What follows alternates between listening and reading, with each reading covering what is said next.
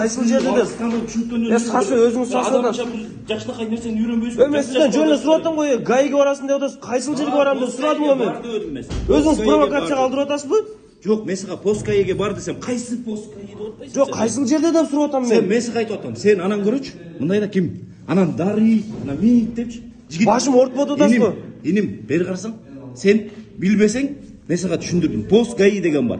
Жок, мен болбосо чыктап жерден барып туруп Поскай кайерде десең көргөзөт. Сизден сураса болбойбу? Менен болбойт, мен сураганда айтпадым мен сага. Поскай жолдун жээгинде. Сиз Поскайга бар дедиңиз, Поскай кайсыл жерде деп сурадым мен. Жолдун жээгинде Поскай деген бар. Жок, ошону сурап атпаймынбы жөн эле? Мен ким жигиттер кандайда? Жаш балдарсың аре. Ошол бир жакшы нерсени үйрөнгүлөчү. Сурап атабыз. Жок, ошол адамчылык бир нерсени үйрөнгүлөчү. Бирдекен тартып алып, коркутуу бирдекен неметпи. Коркутасызбы? Коркпойм силерден эле. Коркпосоңуз эмнеге айтып атасыз анда? Эч жака барбайбыз биз азыр протокол төлөп анан эле кетебиз.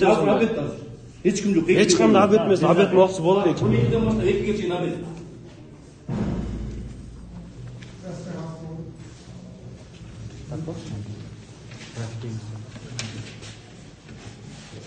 Бирден баштап 2ге чейин, 12ден баштап 2ге чейин деп.